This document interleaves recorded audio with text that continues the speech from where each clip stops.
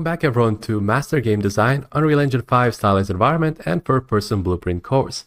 In the last lesson we left ourselves off with quite a bit of a mess actually with primitive shapes. We talked a little bit in regards how we set ourselves up with an overall Greybox design and all of its shapes. And now we're going to go into the Greybox itself and learn how we usually would set ourselves up with a nice town setup. So I'm just going to go ahead and delete all of these shapes like so, and this time we're just going to bring in the Greybox refine. So this is not like an actual type of a Greybox you'd normally get after like first couple of iterations. This is more of a complete look, but it's going to work great for us. And actually I'm just going to go ahead and create ourselves a new folder for this overall project. Going to click, just right click actually, and set ourselves with a new folder. Call this landscape like so, and I will put in the water ocean material into it as well, just to keep this project clean. And quick tip, when you move around some of the items within Unreal Engine, what you need to do afterwards is simply you need to right click on the content folder and click fix up redirectors. This will make sure that everything is set up nicely. I do need to actually save out the map first, so I'm just going to go ahead and do that. Then afterwards, or actually, sorry, real quick, this Control NS will just save out everything that's within your selection.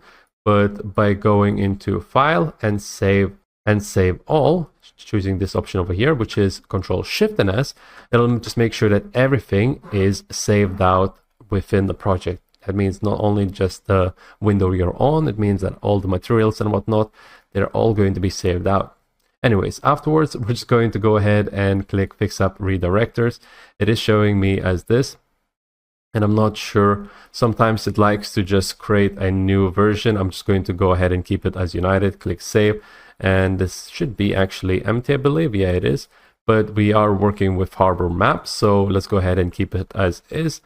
And yeah, usually this United will be overwritten a lot of times throughout the course, so keep that in mind, because we're just going to be using harbor map. Anyways, moving on. In order to now import the Greybox, we're going to go onto the landscape folder. We're going to then click and hold, and actually I'm just going to move the folder over here. Click and hold and drag it and drop it into the landscape folder like so, which will prompt up with FBX import options. So the options themselves are going to be quite alright. Keep in mind that this FBX is going to be set into multiple pieces, into multiple models. So there's a lot of models within this FBX piece that are being imported. That means that we can also make use out of it and just make it a little bit more easier for us to work with. So what I mean by that is if we were to go to Advanced tab over here, open it up, we're going to find ourselves an option called Combine Meshes. Make sure that this is ticked off, and you'll have multiple basically pieces that you'll be able to just drag and drop it into the world, and it'll be super nice as a base type of a starting point. So the rest is going to be all right. We're also going to make sure generate missing collisions is enabled just in case. And the skeletal mesh, we're going to make sure that this is ticked off. In case you're not seeing those options, just make sure that this is ticked off. And yeah, afterwards, we're just going to go ahead and click import. The rest of the options, we're going to keep it as is. We don't need to change anything in regards to that. So let's go ahead and click import. And this will take quite a while, especially since we had generate missing collisions ticked on. But once it's done, it's going to give us all the mesh that's been used within the Greybox to add it onto our map. And after it's done importing, you're going to get yourself this option, this error message, which is totally okay since it's just a Greybox. We can go ahead and click clear, and that'll go ahead and just make sure it doesn't show that anymore. So these are the meshes that have been just basically refined within the Greybox and just would give us a nice shape. We just need to make sure that all of them that we have over here are basically selected. So all the static meshes, it should be selected by default. All we need to do then is just simply drag and drop it into the world just like so. And it should give everything nicely set up. And I will talk a little bit in regards to the overall origin points and how it's set up. These meshes are not set for creating or building other aspects. We got ourselves a different module kit for that. This is just purely for the Greybox and the overall layout, seeing how this would look like. So I've just dragged it in. It is preparing the shader, so I'm just going to wait it out a little bit. And this is the result that we're going to get. In order to make sure that everything is in the right place, I'm simply going to go ahead and reset its location. So with everything selected, nothing deselected yet, I'm going to go ahead and click on this button over here within the details tab. So that's going to give us a nice type of a setup right where we want it to be. And we can click Ctrl Z, by the way, to make sure that the selection is still there, and maybe readjust it just a little bit, maybe bring it out forwards a little bit to the front or something of the sort. Either way, this is looking quite nice, but of course we need to drag it outside to make sure that it's not under the ocean, just like that. And you can see the waves are going actually over it and stuff. We're going to be fixing that in a bit. And yeah, we just need to make sure that this overall has more or less this kind of a design, which is pretty good.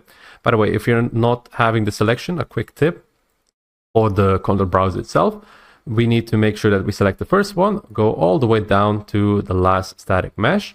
So that's going to be, or to go down all the way over here. So that's going to be over here, and then hold Shift, tap on the final selection, and that's going to bring all the selection as is. So this is the type of Greybox I was talking about. I actually had this staircase. I'm going to go ahead and delete it. This is the type of the Greybox we're talking about. And as you can see, if we select, each one of the objects has individual pieces and whatnot. And it's a little bit more complex in regards to the Greybox itself. Usually it would be more blocky and whatnot. But since this was also used for a module piece type of a working setup, to make sure that we have all the required pieces for the overall setup, we're going to have a lot of the pieces that are a bit more detailed than they need to be.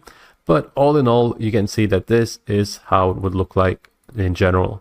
And these pieces, as you can see, if we were to select it, the gizmo is not there. The reason being is that the gizmo that we have is actually going to be way in the back.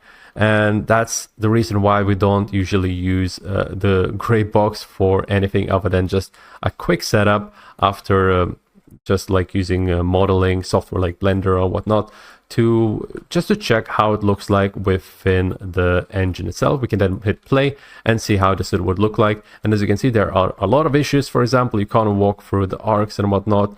Some pieces are broken, and that's totally okay. We don't need to worry about it too much. We only need to make sure that the overall Greybox is actually set up quite nicely. And I will talk a little bit in regards to the Greybox setup itself. When setting up the buildings, what you need is a certain elevation. So as you can see over here from this angle, you see the buildings going a little bit upwards in the back. And if you look from the side, you can see that some buildings are elevated. We will fix up the terrain afterwards and whatnot, but the buildings at the front are a bit lower than the buildings at the back. And if I were to just quickly take a screenshot from the side, I will also mention in regards to the main part for this. So I'll just go ahead and do that real quick.